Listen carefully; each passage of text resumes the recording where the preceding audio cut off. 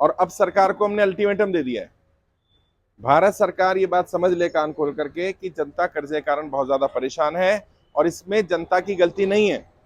समस्या क्या आ रही है, सरकार को ये लग रहा है कि इसमें जनता की गलती है। और कई लोग सरकार के अधिकारियों से जब हमारी टीम मिलती है तो वो जब कैमरे पर बात करते हैं तो अलग बात करते हैं, जब कैमरा बंद कर देते तो अलग बात करते हैं। वो कहते हैं हाँ बात सही कह रहे हो, नोटबंदी जीएसटी लॉकडाउन के कारण लोगों का व्यापार बंद हुआ, लोगों की नौकरियां छूटी हैं और इस कारण से उनके साथ दिक्कत आई है। लेकिन समस्या क्या आ रही है, सरकार के लोग जब सामने बात करते हैं कैमरे में मीडिया से तो कहते नहीं नहीं कोई दिक्कत नहीं है, कोई समस्या नहीं है। अभी क्या हुआ, 24 तारीख को हम लोगों ने वैसे तो मना किया था कि दिल्ली एनसीआर के लोग आए, बाहर से ना आए, फिर भी बाहर से लोग पहुंच गए और इतना फोर्स लगाना पड़ा। अगर आपने वो देखा हो लाइव तो काफी पुलिस भी लगाना पड़ा, काफी लोगों को रोका भी गया, लेकिन फिर भी जनता पहुंच गई।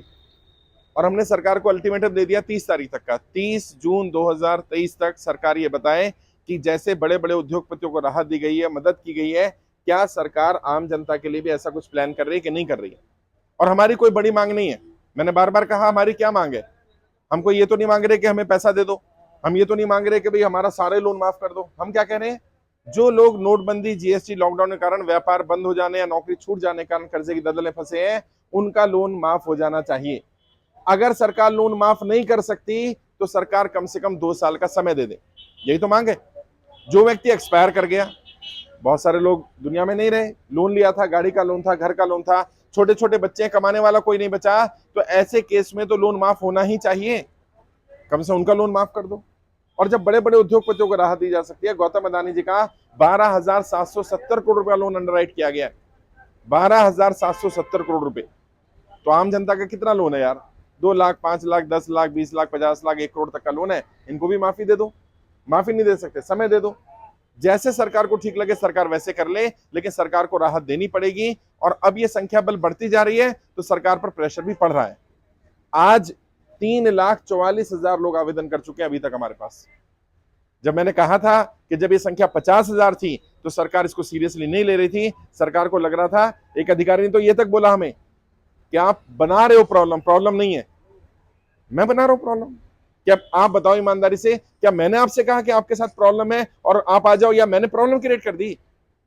अब सरकार के लोग ये समझ के राजी नहीं है कि भाई मैं या कोई भी व्यक्ति कैसे अपनी प्रॉब्लम क्रिएट कर देगा कि खुद जानबूझ के गड्ढे में गिर जाएगा। एक व्यक्ति ने कहा कि नहीं आप तो डिफॉल्टर के साथ हो, जो लोग डिफॉल्ट कर गए। अरे भाई डिफॉल्ट कौन होता है, जिसके पास पैसा है और नहीं देना चाह रहा। मैं लिख करके दे सकता हूं, यहां जितने लोग खड़े हैं या जितने लोग हमारे साथ जुड़े हैं उनमें से एक भी ऐसा नहीं है कि उसके पास पैसा और वो देना ना चाह रहा हो। ये हो सकता है कि उसके पास प्रॉपर्टी है और बैंक प्रॉपर्टी हड़पना चाह रहा है और वो प्रॉपर्टी बचाना चाह रहा है। तो यार ईमानदारी से व्यक्ति ने अगर अपनी प्रॉपर्टी बनाई, अभी वेस्ट बंगाल में मैं गया, 80 साल के बुजुर्ग थे, पैरों में आकर के गिर के रोने लगे, कहते साहब मैंने जैसे तैसे करके बिजनेस शुरू किया, 4.5 करोड़ का लोन था और 15 करोड़ की हमारी प्रॉपर्टी बैंक ने हड़प ली। मतलब ये एक नेक्सस चल रहा है, एक ऐसा जाल बनाया गया है कि आम इंसान एक बार बैंक के जाल में फंस जाए और उसके बाद उसकी प्रॉपर्टी को हड़प लिया जाए, उसकी प्रॉपर्टी कब्जा करने के लिए कानून बनाए जा रहे हैं।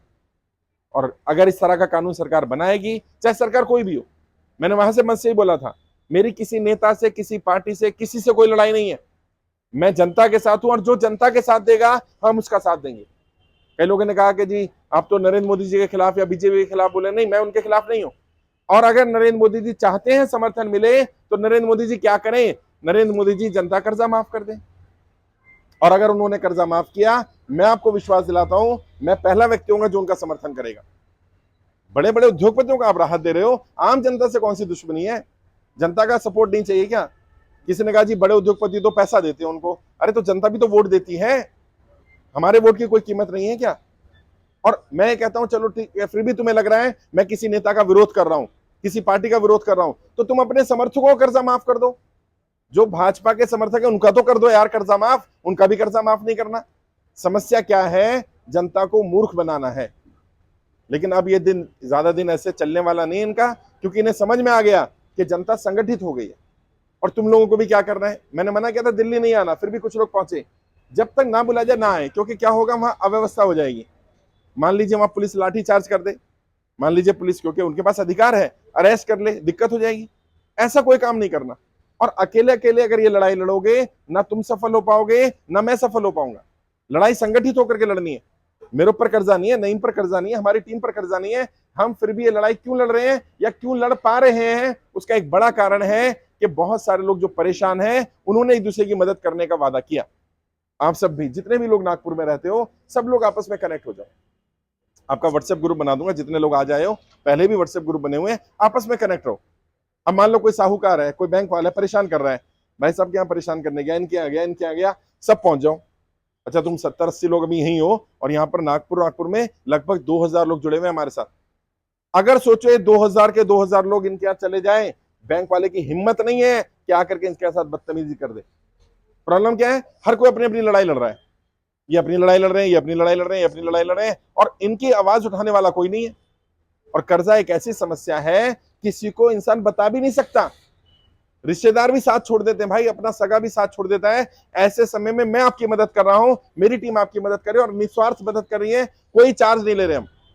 सरकार ने अभी, हमने 30 तारीख का अल्टीमेटम जो दिया है, लेटर भेज दिया गया है सरकार को, और मुझे उम्मीद है सरकार अब बात करने के लिए बुला लेगी, क्योंकि हमने कह दिया है कि अगर 30 मई तक सरकार ने इस पर फैसला नहीं लिया तो फिर 30 मई के बाद हम जनता के बीच में जाएंगे और एक एक सांसद के यहां जाकर के बात करेंगे।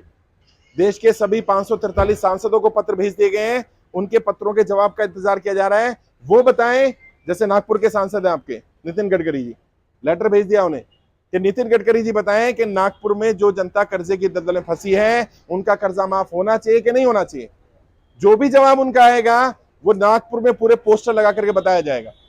अगर वो कहेंगे कि हाँ जनता कर्जा माफ होना चाहिए तो हम उनके समर्थन में पोस्टर लगाएंगे, और अगर वो कहेंगे कि नागपुर की जनता कर्जा माफ नहीं होना चाहिए तो उनके विरोध में पोस्टर लगाएंगे।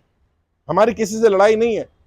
और जो सांसद मुझे सुनते हैं, लगभग सारे सांसद सुनते हैं, उन्हें भी मैं आपके माध्यम से बता देना चाहता हूं कि जनता को मूर्ख नहीं बनाया जा सकता।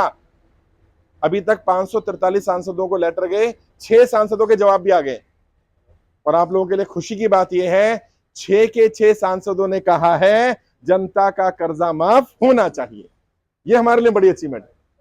और पता है 6 के 6 सांसद एक पार्टी के नहीं है, 2 भारतीय जनता पार्टी के भी सांसद है, इसमें कांग्रेस के भी सांसद है, इसमें एनसीपी के भी सांसद हैं, इसमें अलग अलग पार्टियों के सांसद हैं। यानी कि उन्हें भी समझ में आ रहा है कि जनता का साथ नहीं देंगे तो जनता भी हमारा साथ नहीं देगी, और आपको भी थोड़ा मजबूत बनना पड़ेगा।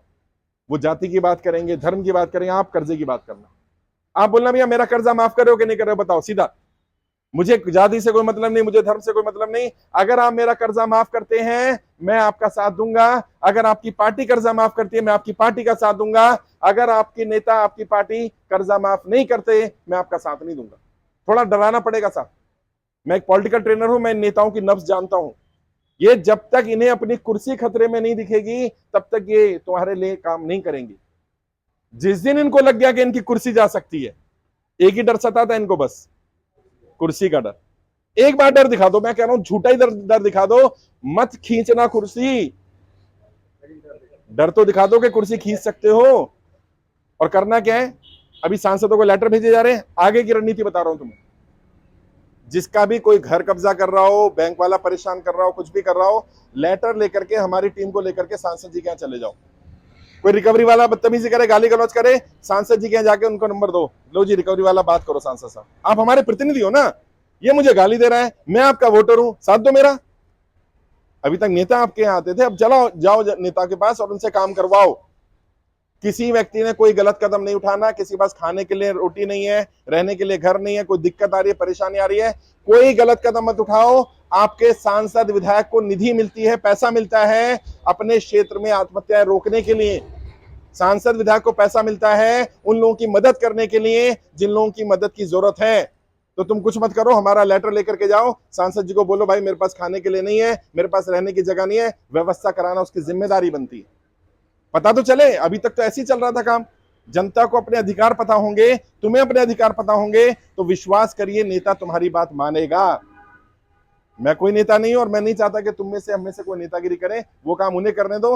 हमारी तो एक बीमारी है, इस बीमारी का इलाज चाहिए हमें। हाँ, क्योंकि इसका इलाज नेता ही कर सकते हैं, सदन से ही हो सकता है, इसलिए सांसदों से मांग कर रहे हैं।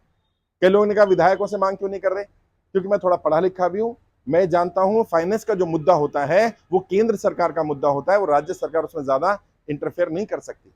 अगर हम जाकर मुख्यमंत्री को बोलें, आपके राज्य का किसी भी राज्य के मुख्यमंत्री क्या बोलेगा, क्या भाई साहब मैं क्या कर सकता हूं, आप जाके प्रधानमंत्री से बात करो, वित्त मंत्री से बात करो। इसलिए हम सीधा प्रधानमंत्री और वित्त मंत्री के पास गए, उन्हीं से बात कर रहे हैं।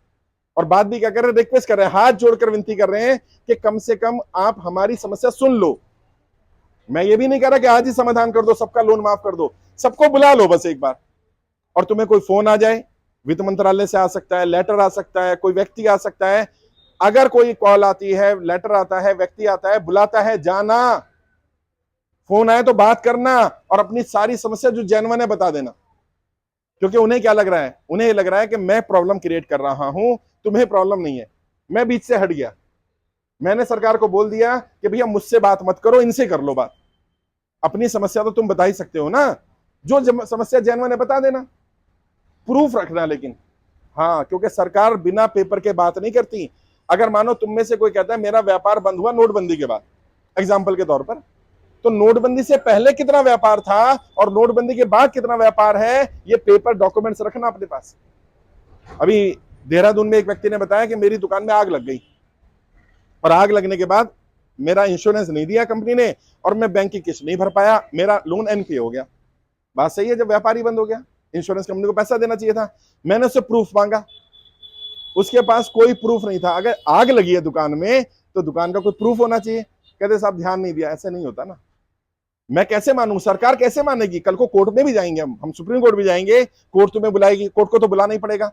कोर्ट क्या मांगेगी? कोर्ट मांगेगी सबूत दिखाओ, भाई तुम्हारा व्यापार बंद हुआ जीएसटी के कारण, मान लेते हैं, तो जीएसटी से पहले कितना व्यापार था और जीएसटी के बाद कितना व्यापार है, ये तो साबित करना पड़ेगा ना।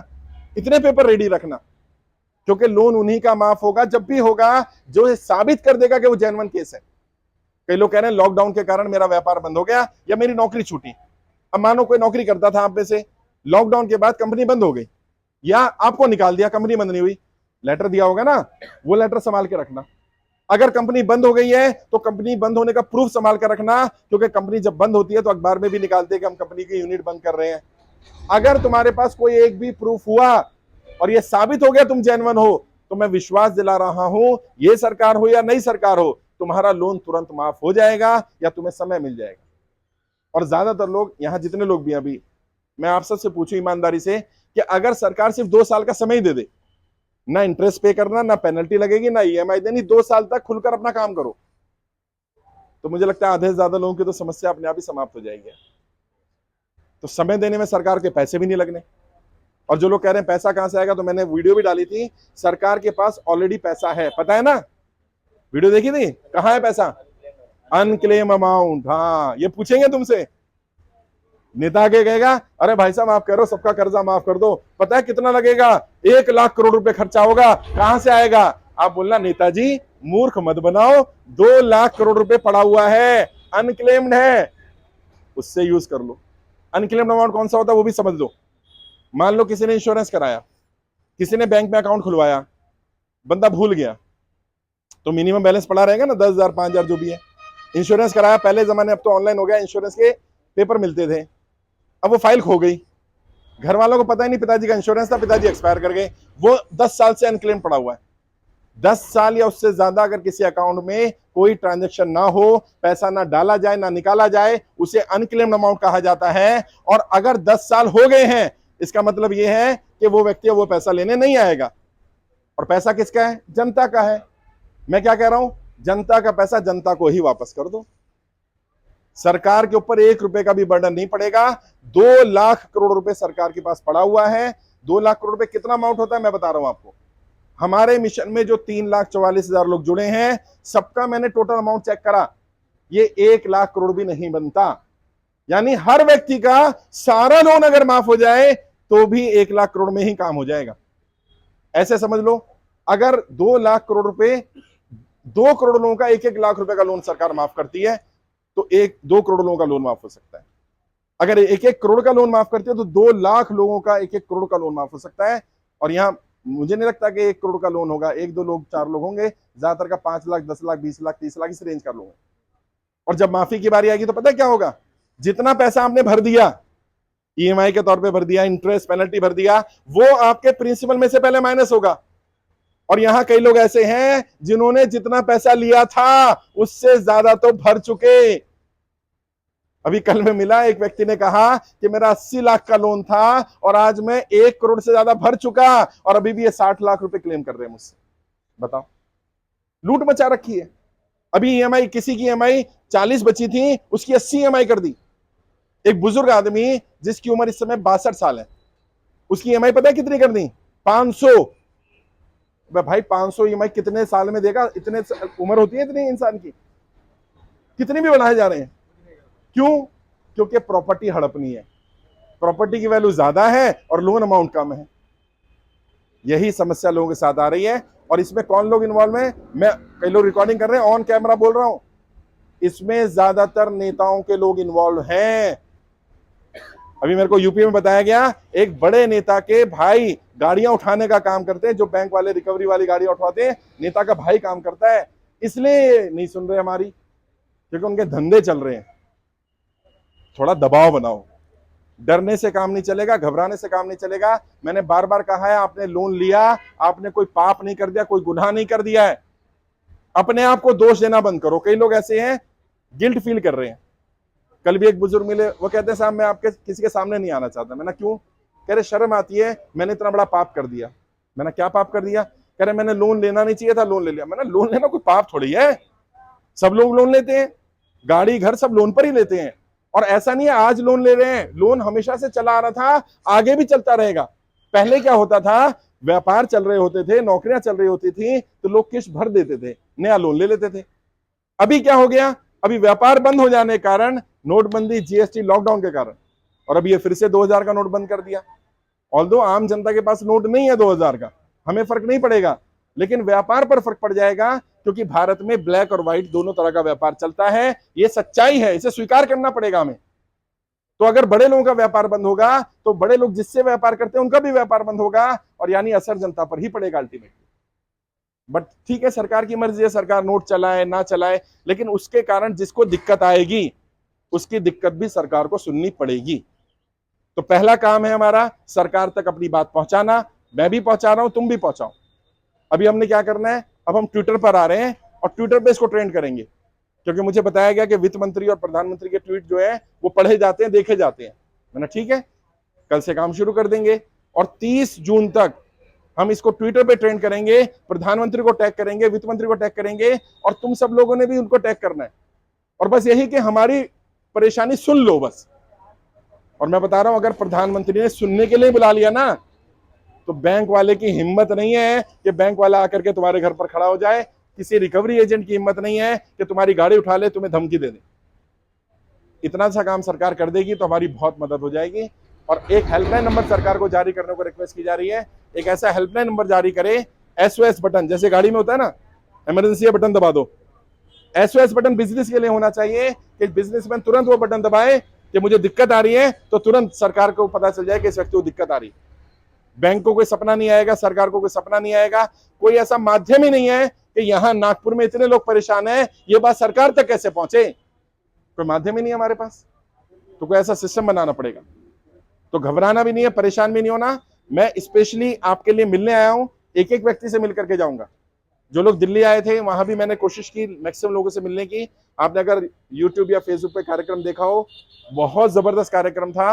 और जितने वहां पुलिस वाले खड़े थे, जितने वहां सिक्योरिटी वाले थे, जितने वहां पैरामिलिट्री के लोग थे, उन सबने हमसे कहा कि सर आपका मुद्दा बहुत अच्छा है। कह रहे हम नौकरी में हैं इसलिए हम कुछ कह नहीं सकते, लेकिन कर्जा हमारे ऊपर भी है। मीडिया वाले जो हमें दिखाते नहीं थे, एबीपी न्यूज ने भी दिखाया, ANI ने भी दिखाया, जी न्यूज जो सरकार का समर्थक मीडिया है उसने भी दिखाया हमें। लगभग 50 से ज्यादा अखबारों ने हमारी मीटिंग को कवर किया, और सरकार के पास ये सारे अखबार पहुंचते हैं, यानी अब सरकार तक बात तो पहुंच गई। क्यों पहुंच पाई? क्योंकि हम संगठित रहे। 10 महीने कम समय नहीं होता साहब, और 10 महीने तक लगातार एक ही मुद्दे पर काम करना। मेरा कोई और व्यापार नहीं रहा, सारे काम धंधे बंद हो गए, सिर्फ कि किसी लिए जनता की समस्या सुन ली जाए। लेकिन ठीक है, मेरे पास संसाधन है, रिसोर्सेज है, मैं कर पा रहा हूं, मेरी टीम भी कर पा रही है। तुम में से किसी से 1 रुपया भी नहीं लिया गया है, और मैं वादा करता हूं कभी 1 रुपया भी नहीं लूंगा। ना मुझे तुमसे कोई वोट चाहिए, ना कोई सपोर्ट चाहिए, मुझे कुछ चाहिए ही नहीं। अगर सरकार तुम्हारा कर्जा माफ कर दे, जो सरकार कर दे, मैं पहला व्यक्ति होऊंगा तुम्हें कहूंगा उसका साथ दे दो यार, जाओ, कोई भी कर दे। बीजेपी वाला कर दे, कांग्रेस कर दे, शिवसेना कर दे, एनसीपी कर दे, बीएसपी कर दे, आम आदमी, कोई भी कर दे, हम जनता के साथ हैं और जो जनता के साथ है हम उसके साथ हैं। क्योंकि लोग कहेंगे कि ये राजनीति कर रहे हैं, वो कर रहे हैं, और ये राजनीति का भी जवाब मैंने दिया था। अगर कोई कहे राजनीति कर रहे हैं, बिल्कुल राजनीति कर रहे हैं, क्योंकि राजनीतिक मुद्दा है। हम धर्म की राजनीति तो नहीं कर रहे, जाति की तो नहीं कर रहे, बांटने की तो नहीं कर रहे, हम तो अच्छे काम की राजनीति कर रहे हैं। और अगर तुम चाहते हो हमारी राजनीति समाप्त हो, मुद्दा समाप्त कर दो, कर्जा माफ कर दो, हमारी राजनीति समाप्त हो जाएगी। क्योंकि जो मुद्दे के आधार पर राजनीति करता है, उसकी राजनीति समाप्त करने का सबसे बढ़िया तरीका होता है उस व्यक्ति का मुद्दा समाप्त कर दो। अगर वो चाहते हैं कि मैं इस पर राजनीति ना करूं, ये लोग राजनीति ना करें, हमारा भैया लोन माफ कर दो, करना पड़ेगा साहब। और तुम्हें भी एक ही मांग है बस, या तो कर्जा माफ कर दो या फिर 2 साल का समय दे दो। पूछेगा, मीडिया वाला पूछ सकता है, क्योंकि अब ये मीडिया में आ गई बात। मीडिया आएगा, हमसे डाटा मांगा था मीडिया वाले ने कि जी इनके नंबर दे दो। मैंने फोन नंबर नहीं दूंगा, आप मेरे साथ चल लो या मेरी टीम का व्यक्ति जाएगा, उससे जाके मिल लो। तो हमने कुछ डाटा दे दिया है, अलग अलग राज्यों का, अलग अलग लोकसभा का 50-50 लोगों का डाटा मीडिया को दिया है हमने। अब मीडिया वाले लोग तुमसे संपर्क कर सकते हैं, जो समस्या आई है तुरंत बताना। अगर तुम बताओगे, मुझसे ज्यादा बेहतर तरीके से तुम अपनी समस्या रख सकते हो। जिसकी जो समस्या, क्रेडिट कार्ड की समस्या होगी, एनबीएफसी से लोन लिया, किसी प्राइवेट फाइनेंसर से, साहूकारों की बहुत समस्या आ रही है, 10-10, 15-15, 20-20% इंटरेस्ट पर पैसा ले रहे हैं। सोचो, मैं चांदनी चौक गया, उस व्यक्ति ने बताया मेरे भाई ने 50 लाख रुपए 10% ब्याज पर, 10% ब्याज, समझते हो? 50 लाख रुपए का 10% महीना, 5 लाख रुपए का ब्याज अगर देगा तो कब तक दे देगा यार? कहते 18 महीने उसने ब्याज दिया, अंत में वो नहीं दे पाया, साहूकार उसे बदतमीजी करने लगे और उस व्यक्ति ने सुसाइड कर लिया, आत्महत्या कर ली। सोचिए, 18 महीने में 10% के हिसाब से 5 लाख रुपए महीना दिया उसने, 90 लाख रुपए दे दिया 18 महीने में, मतलब डबल हो गया है उसका पैसा। और साहूकार को शर्म नहीं आई कि उसको फिर भी धमकी दे रहा है। मध्य प्रदेश में पता चला, वहां क्या बोलते हैं साहूकार, अगर आप किस्त नहीं दे पा रहे, अपनी बहन को, अपनी बेटी को भेज दो मेरे पास। मतलब किस हद तक गिर गए लोग। और यह समस्या इतनी गंभीर होती जा रही है कि इसका समाधान करना बहुत जरूरी हो गया है। हमारी बहन बेटियों की इज्जत के साथ खिलवाड़ हो रहा है और लोग कर्जे के कारण कम आत्महत्या कर रहे हैं, इस बदनामी के कारण ज्यादा आत्महत्याएं हो रही हैं। तो इस बदनामी से भी बचाना है हमें समाज को। लड़ाई लंबी है, मुझे भी पता है समय लग रहा है, आपको भी पता है समय लग रहा है, लेकिन ये इतना आसान होता अगर, तो अब तक कोई भी नेता कर देता, कोई भी सरकार कर देती। ये पहली बार भारत में हो रहा है। और जिस दिन होगा असली दिवाली, असली ईद, उसी दिन मनाएंगे जिस दिन जनता का कर्जा माफ हो जाएगा। और जो भी तुमसे बात करता है, मीडिया का करे, सरकार का करे, अपनी मांग रख दो, तुम क्या चाहते हो। मांग ऐसी मत रखना व्यक्तिगत हो, मांग ये रखना कि मेरा भी कर्जा माफ हो जाए या मुझे भी समय मिल जाए और मेरे क्षेत्र में जितने भाई बहन जुड़े हुए हैं उन सबकी भी मदद हो जाए। उन्हें भी लगे कि यार ये अकेला अपनी लड़ाई नहीं लड़ रहा, अपने तो जानवर भी जी लेते हैं यार, मैं अपनी लड़ाई थोड़ा, मुझ पे थोड़ी कर्जा है। कई लोगों ने कहा इस पे कर्जा होगा, मैंने कहा पहली बात तो मुझ पर है नहीं, और अगर फिर भी सरकार को लग रहा है मैं अपनी लड़ाई लड़ रहा हूं, मेरा मत माफ करना यार, और बताओ। अच्छा, तुम सब कहना शुरू कर दो भाई मेरा मत करना, इनका कर दो। अब ऐसा तो नहीं होगा ना कि इन सबका हो जाए, तेरा ना हो, तेरा भी हो जाएगा। संगठित हो जाओ। बचपन में कहानी सुनी थी ना, एक एक लकड़ी को कोई भी तोड़ सकता है, लकड़ी का गट्ठर बन जाएगा तो कोई नहीं तोड़ सकता। और हमने जो वहां नारा दिया, वही नारा अब हमारा रहेगा, जनता का कर्जा माफ करना पड़ेगा।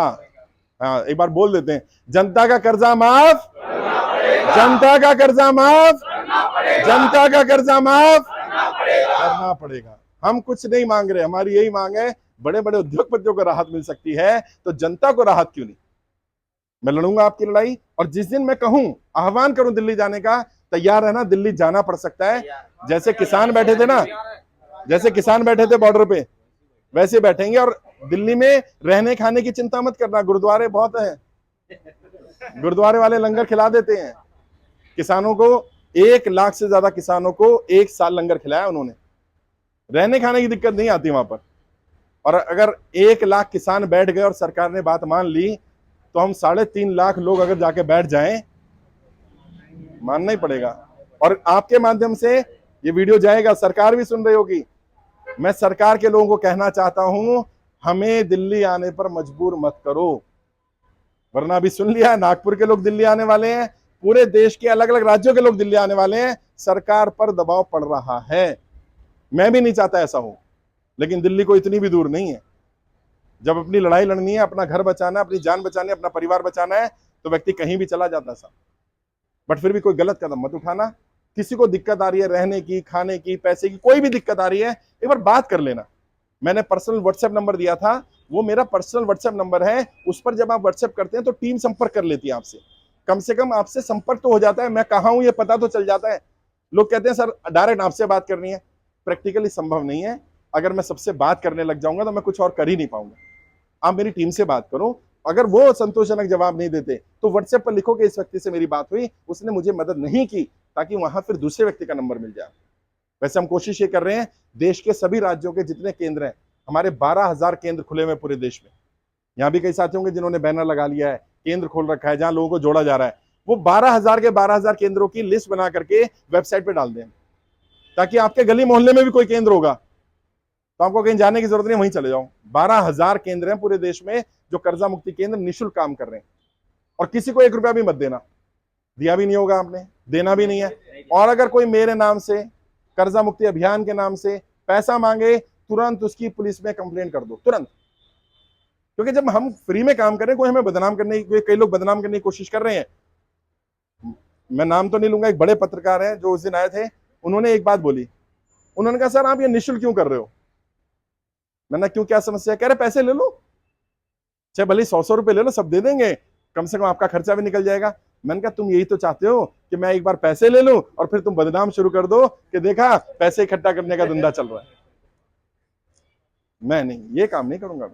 मुझे जितना काम करना है कम कर लूंगा, मैं जितना मेरा संसाधन है मैं उतने लगाऊंगा। मैं भैया टैक्सी में आ जाता हूं, मेरे को जरूरत नहीं है गाड़ी की, फ्लाइट में नहीं आ पाऊंगा, ट्रेन में आ जाऊंगा। जितना मेरे पास है मैं उतना लगा करके काम करूंगा। और जब आप अपना पैसा लगा करके काम करते हैं तो किसी का एहसान नहीं होता आपके ऊपर। कोई आपको ये नहीं बोल सकता भाई साहब मैंने पैसे दिए। अगर आपने 1 रुपया भी ले लिया ना किसी से फॉर्म भरवाने का, 1 रुपया भी, तो आप समझ लेना मिशन पटरी से उतर जाएगा सर। फॉर्म भरवाने का, ट्रेनिंग के नाम पर, लोन माफी के नाम पर किसी को 1 रुपया भी नहीं देना। आपने भी नहीं देना, और कोई अगर मांगने लग जाए तो उसकी कंप्लेंट भी करना। क्योंकि मुझे नहीं पता यार, 100 दोस्त 100 दुश्मन, कई लोग बदनाम करने की कोशिश कर रहे हैं।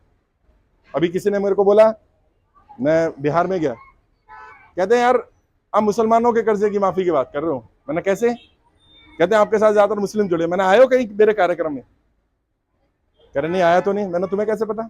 अब यहाँ देख लो भैया, प्रॉब्लम क्या, बदनामी करनी है बस। मैंने कहा चलो कोई बात नहीं, तुम्हारी बात बड़ी कर लेता हूं। तुम अगर ये कहते हो कि मुसलमानों का कर्जा माफ होना चाहिए, मैं उसकी लड़ाई लड़ रहा हूं, तो मैं तुम्हारे सामने अपील कर रहा हूं केवल हिंदुओं का कर दो। और बताओ, भाग गया? क्यों से लगा तो फंस गया मैं? अबे जब देश की आबादी में 80% हिंदू हैं तो कर्जा 80% हिंदुओं में ही होगा ना, कर्जे में भी वही ज्यादा होंगे। ये कौन सा नया गणित लेकर के आए? वो जोड़ेंगे, धर्म जोड़ेंगे, जाति जोड़ेंगे, तुम कर्जे पड़े रहना। मैंने वहां से बोला जंतर मंदिर से, कहते जी नरेंद्र मोदी जी राम मंदिर का निर्माण कर रहे हैं, उद्घाटन कर देंगे, वोट मिल जाएंगी। तो तुमने क्या कहना है? तुमने कहना है नरेंद्र मोदी जी राम मंदिर का उद्घाटन भी करिए और उसी दिन डिक्लेयर कर दीजिए देश का जनता कर्जा माफ। इससे बढ़िया बात क्या होगी? हम किसी के विरोधी में नहीं है, हम तो जनता की आवाज उठाने में लगे हुए हैं। जनता परेशान है, ये बात सरकार को समझनी पड़ेगी। और परेशान जनता है तो परेशानी का इलाज जिन्होंने परेशानी में डाला वही कर सकते हैं। लॉकडाउन तुमने नहीं लगाया, मैंने नहीं लगाया, नोटबंदी तुमने नहीं करी, मैंने नहीं करी, जीएसटी तुमने नहीं लगाया, मैंने नहीं लगाया, सरकार ने लगाई है, तो सरकार ही ठीक भी कर सकती है। भाई हमें तो नहीं पता कैसे ठीक होगा, ना हमने करा, ना हमें ठीक करना आता, सरकार ने करा है, सरकार ठीक है। सुनेगी सुनेगी, उसका भी तरीका बताया मैंने। अभी सबसे मिलेंगे, जिसके साथ जबरदस्ती कर रहा है, मिसबिहेव कर रहा है, बता देना। जिन लोगों ने नियम यूज किए हैं, अब बैंक वाले बड़े प्यार से बात करने लगे हैं। हम बोल रही है कि भाई हमको डिफॉल्ट घोषित मत करो, हम आपको बेच के दे रहे हैं, नहीं बोले मालिकाना हक हमारा है। बताऊंगा गलती पता क्या हुई है, मैं सुनो, गलती तुम सबसे हुई है। गलती ये हुई है कि तुम्हारी प्रॉपर्टी की वैल्यू थी 1 करोड़ रुपए, मान लो तुम्हें लोन लेना चाहिए था 80%, 80 लाख। प्रॉब्लम आई, तुम्हें जरूरत थी 20 लाख की, तुमने लिया 20 लाख। तुम बने समझदार, समझदार नहीं बने, तुम बने मूर्ख। तुमने 1 करोड़ का सामान 20 लाख रुपए पे गिरवी रख दिया। अब उसकी निगाह अपने 20 लाख पर नहीं है, उसकी निगाह तुम्हारी 1 करोड़ की प्रॉपर्टी पर है, और जब तुमने वो प्रॉपर्टी की गिरवी रखी थी तब थी 1 करोड़ वैल्यू। आज 5 साल बाद उसकी वैल्यू हो गई 2 करोड़ रुपए। लोन दिया उसने 20 लाख, 5 साल तुम किस्त भी भर चुके, 10 लाख जमा भी हो गया है। अब बैंक को पता है, बैंक समझदार है, तुम बनो ना थोड़ी देर के लिए बैंक, कि तुम्हारा 10 लाख रह गया है, 2 करोड़ का सामान पड़ा है, तुम क्या चाहोगे? ये डिफॉल्ट कर जाए। और डिफॉल्ट कैसे कराया गया जानबूझ करके बताऊं? कोरोना के कारण जिन लोगों के साथ दिक्कत आई उन्हें मोरेटोरियम दे करके मोरेटोरियम के नाम पर मूर्ख बना दिया। 3 इंस्टॉलमेंट नहीं देनी, और ऐड पता है कितनी कर दी? 20 इंस्टॉलमेंट, 18 इंस्टॉलमेंट। और कैसे ऐड करी गई? वो 3 महीने उठा करके लास्ट में ऐड कर दिए गए। मान लो आपका लोन रह गया था 1 साल का, तो इन्होंने क्या करा, 3 महीने 1 साल बाद लगाएंगे, और 1 साल तक इन 3 महीने का इंटरेस्ट लगाएंगे। तो वो ईएमआई 3 की जगह 6 हो गई, 7 हो गई।